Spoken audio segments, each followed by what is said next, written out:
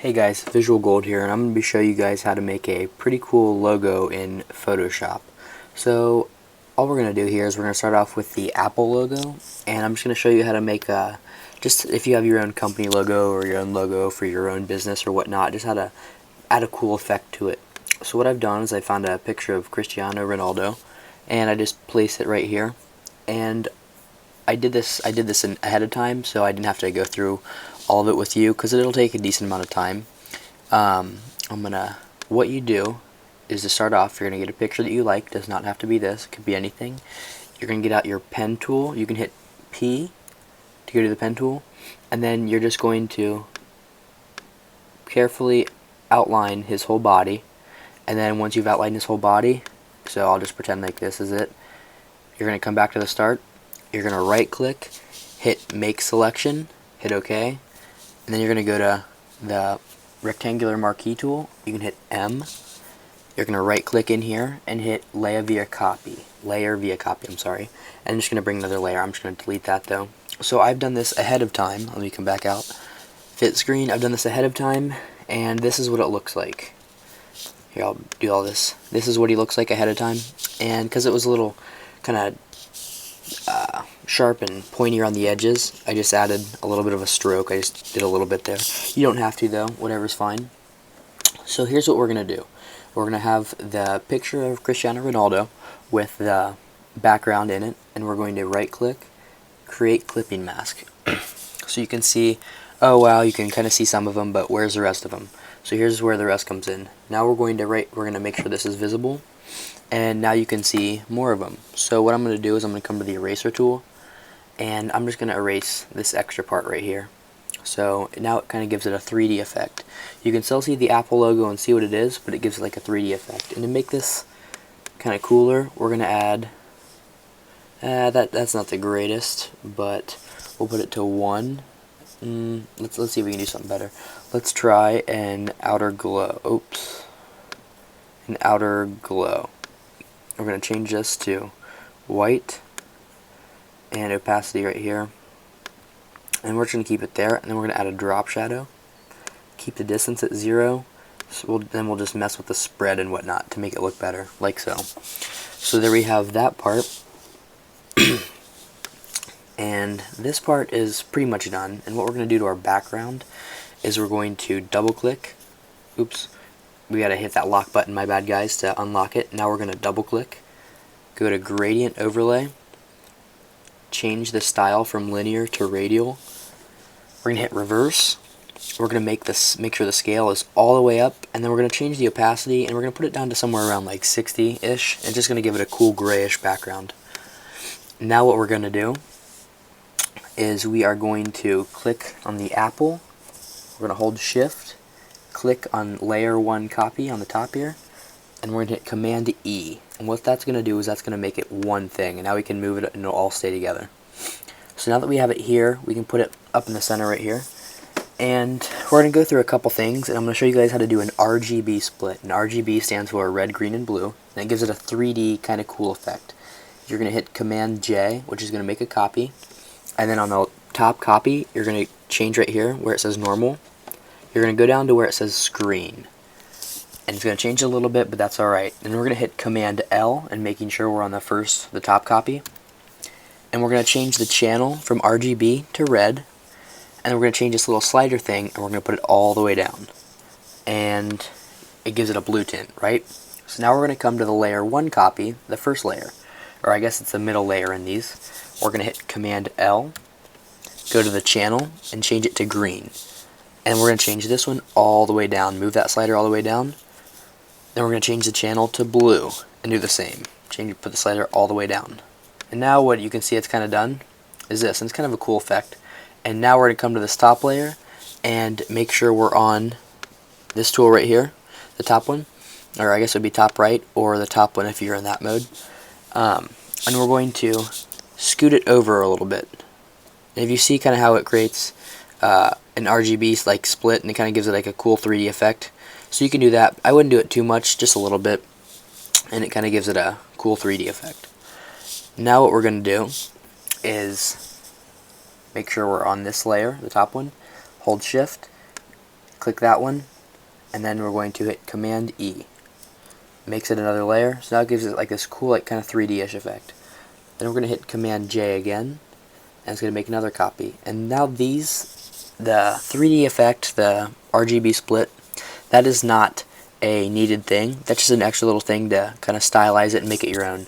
Now this is another one of those like style things. You can just, it's personal preference. Now you're going to come to motion blur and make sure it's at 10, distance is at 10 pixels, and you're going to hit OK, and it kind of gives it this crazy blur. And making sure we're on the top copy, layer 3, and if you hit this little eye right here, you can see it goes from non-blurry to blurry, non-blurry to blurry. So we're going to come on the top one, go to the opacity, and I usually keep it down around 15 or so, and it may not look like much of a difference, but it can, you can tell a difference when it's finished. It looks nicer. So you can kind of tell a difference between the blurriest and not when it's like that. So then we're going to do the same thing, and like we have been doing before, click the top copy, hit Shift, click the next copy, Command E, and then Command J. And this next one, same as always, personal preference, come down to blur, and we're going to go to where it says radial blur. And we're going to make sure the amount is at 10, and the blur method, we're going to change that to zoom. We're going to hit OK, and here's what we're going to do. We're going to come to our eraser tool, and we're just going to erase the main parts, the parts you want people to see. And what this does is it kind of creates a, it kind of focuses people, so it takes their vision. Oh, okay, it takes it from just everything to in right where you want them to see, and it kind of creates this little line right here, which you can kind of get rid of a little bit, but it just changes their focus from outside to what you want them to see. And you're going to make sure your hardness is at, you can kind of go to 0%, and then it kind of blends in a little bit and doesn't make that like line as noticeable. I'll do that down here a little bit too. But then you can just change people's focus into focusing on what you want them to focus on. So now same thing as, or we're going to come up to this tool back up here. Same thing as last time, Shift click, Command E, Command J, and now we're kind of getting into some crazy effects. We can go to distort and hit ripple, and this is where it gets kind of crazy. We can change this to whatever we want, and it gives you a preview. We're not going to go that high. We're going to go to about, we can go to, let's see, 82, and kind of give this like this ripple effect. And again, we're going to change the opacity, and we can just kind of play with it. That kind of looks nice. So click that, Command E, and it turns it into here. And like I said, it's all personal preference. So whatever you want to do to make it look nice, to make it look your own. But that's just the basic of how to make like a pop-out logo on whatever you want, and how to use some effects. And if you wanted to, like, we'll hit Command J again. If you wanted to add like a, here, I'll show you. We'll double click on the top one, and we're going to go to color overlay. Obviously it turns it red, but say you wanted to see if it's a green field. So say you wanted to say you wanted to make this green, like a little bit of a green tint. You can go to there and change the opacity. And if you're like, oh, that's kind of cool, but I kind of want to make the whole thing green, just going to hit cancel. I'm going to delete that top copy. I'm going to make another layer on top. And now we're going to double click here. Oops, my bad. This has to be filled. So we're just going to come to the paint bucket tool right here. The foreground color can be whatever. Click it, and there you go. You see the color overlay. And you can go to your color overlay, and you're like, alright, let's make it a green. Come to like a green, field color green. And, oh, I know the problem. Alright, we're just not going to do that. We're just going to delete that. But that's the basics on how to make a 3D pop-out logo and add some effects to make it how you like it. I hope you guys enjoyed. I hope you guys learned something. If you guys have any questions, leave them down in the comment section below. I think that's it for the tutorial. I'm just trying to think. Oh, here, I'll show you how to make some cool text. So I'll just gonna hit, I'll make this smaller.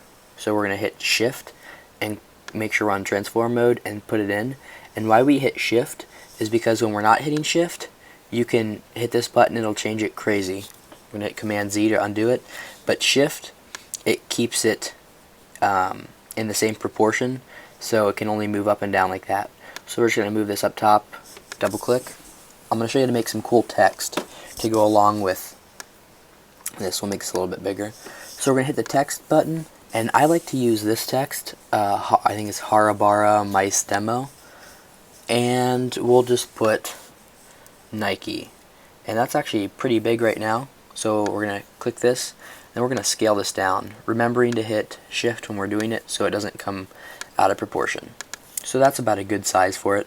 We'll put it right there, and what we're going to do is come to my downloads, and I'm just going to drag out that Ronaldo, and we're going to make sure we're over where it says Nike, and then we're going to come over to here onto our right side where our layers are, right click and hit create clipping mask. So now it kind of gives it like the same look as you have with the Apple logo, and we're going to make this text kind of look cool. So we're going to give it a stroke, and we're going to make the stroke white, and then we're going to go to the drop shadow, making sure the distance is at 0 and the spread's up here, kind of what we did with the Apple logo, just so you can kind of make them look the same. And then we're going to move, and we're going to hit shift, click that top layer right there, Command E like we've done before. So now it's one thing, and they have the same like color scheme, which is nice.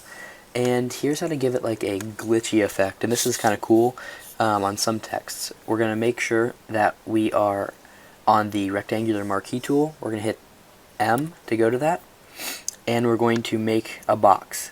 And before you let go, you're going to, or you can let go, and then you're going to hit shift, and you're going to make another box. And you can make as many boxes as you want. I'm just going to make 2, and then we're going to come to the pointer tool, and then we're going to hit left or right. You can make it go left a little bit, and then you can come back here, and you can make some more boxes. Oops. You can make some more boxes. Remembering to hit shift again to make sure it stays. We can make several boxes. Come back here, and then kind of go there. So all that kind of does is it kind of gives the text like a custom text kind of feel, and it gives it some style and whatnot. And then we can do the exact same thing. Ooh, we can do the exact same thing with that. I'm going to show you how to do another kind of a cool thing with text. This is a pretty basic thing, so I'm just going to do the Nike thing again. And we're going to have to scale this back down a little bit. Scoot it over, scale it down, and I'm just going to keep it like this size right now. What we're going to do is come over here to where it says raster size type, and then we're going to hit Command T. So that's going to bring out the transformations, and then we're going to come up here where I have the check mark, a little stop sign, and then this crazy button. This is going to switch between free transform and warp modes. So we're going to hit this, and now we can warp it. And you can make it a custom and just kind of do whatever you want with it, but I don't really like to do that. They have some presets here. So we're going to drop down menu from custom, and you can do arc, and that affects it like that, and you can change it. You can make it arc like under, over. You can decide how you like that, but you do arc lower, so it kind of arcs the lower half. It doesn't affect the top unless you like kind of move it up like that. A cool one is kind of bulge. You can make it bulge so the ends of the text, like the beginning of the N and the end of the E, don't really change, just the center, and it bulges it. Another kind of cool one, it depends on how many letters you have, but shell upper, this changes the top of the text, so you can make it like it kind of looks like, well, it just kind of looks like a bridge, like just coming up and over. And shell lower is just the opposite. It's just with the bottom end. There's some crazy ones like, let me see, fish. It makes it look like a fish, kind of like there, or like a sideways hot air balloon, I guess. You can do flag, which obviously it's going to make it look like a flag, but you can just play with these and see which one you like and whatnot. And also, so if let's say we just keep this flag one, and then come back to the pointer tool, hit apply transformation, you can do the exact same thing that you did on the top. You can do a blur, a distort, you can kind of play with all these buttons, but unless you're not, if you're a beginner, I wouldn't kind of play with all these buttons, or with all these filters. If you're a beginner, I would stick to some of the blurs and some of the distorts and whatnot, but I mean, if you're advanced in Photoshop, you can pretty much do whatever you want, and you'll probably be used to it. But that's about it for making a logo and adding some cool text to it. Like I said, if you guys have any questions, put them in the comments. I hope you guys enjoyed this tutorial. Like this video to help to get more tutorials out. That always supports us. Subscribe, like, comment, favorite. Thank you guys very much. Have a nice day.